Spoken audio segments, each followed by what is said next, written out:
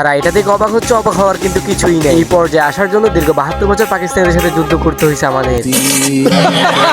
এর ফলেই তো আমরা আমাদের দেশে এত বড় বড় সেলিব্রিটি টিকটকারদের আমরা পেয়েছি।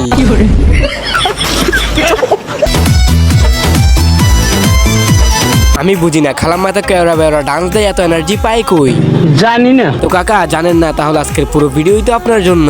মানে আগে আমগো খালাম্মা ছিল বালতি, বাট কি করে জানি এখন ড্রাম হয়ে গেছে। গবেষণা নাম্বার -220। এদিকে গবেষণা করে জানা গেছে খালাম্মা নাকি একাই 10 জনের খাবার এখন খায়। তাই তো আজকে খালাম্মার এত পরিবর্তন।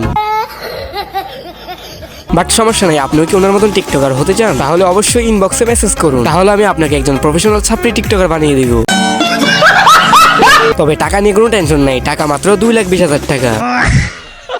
আহারে কি কষ্ট, যে বয়সে মেয়েরা মোবাইল এবং খেলাধুলা নিয়ে ব্যস্ত থাকে, ওই বয়সে আমাদের আপা অন্যের বাসায় ঝাড়ুদারের কাজ করতেছে।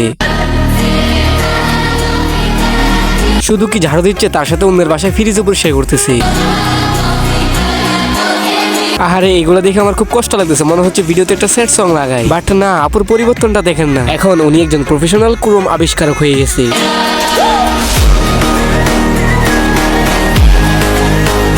লক্ষ্য করো হাতের ভিতরে একটা কেক, ওইখানে কিন্তু 18 লেখা, তার মানে আপুর বয়স এখন 18 বছর, চান্স আছে কিন্তু। ভাই এখানে একটা জিনিস লক্ষ্য করো, এখানে কিন্তু 2024 লেখা, বাট এখানে 26, তার মানে 2 বছরেই এত পরিবর্তন কিভাবে কি? সমস্যা নেই, আমার তো ভাই বলার কি, মেয়ে মানুষ তো তাই সবকিছুই সম্ভব। না মানে রান্না বান্নার কথা বলতেছিলাম আর কি, কেউ আবার নেগেটিভ ভাবে নিও না। আমার মাফ করে দেন হুজুর, আমার ভুল হয়ে গেছে। আর এইদিকে এক পোস্টে দেখা গেছে আপু জন সিং এর সাথে বসে ডিনার করতেছে।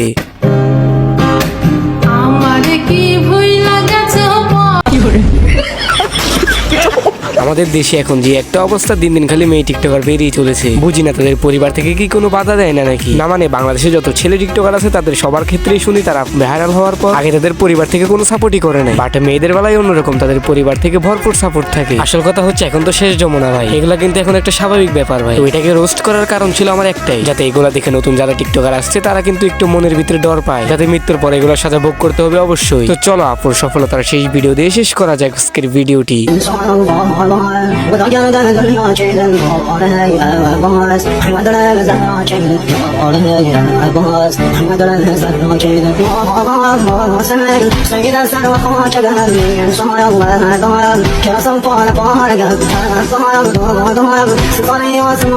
তো যারা যারা ভিডিওটা এই পর্যন্ত দেখছো তাদেরকে সবাইকে মন থেকে ধন্যবাদ। আজকের ভিডিওটি এতটুকু পর্যন্তই, সবাই ভালো থাকবেন। আর যারা যারা আমাদের চ্যানেল নতুন অবশ্যই চ্যানেলটি সাবস্ক্রাইব করে দিবেন, আর পেজ থেকে হলে অবশ্যই ফলো করে দিবেন। তো আল্লাহ হাফেজ।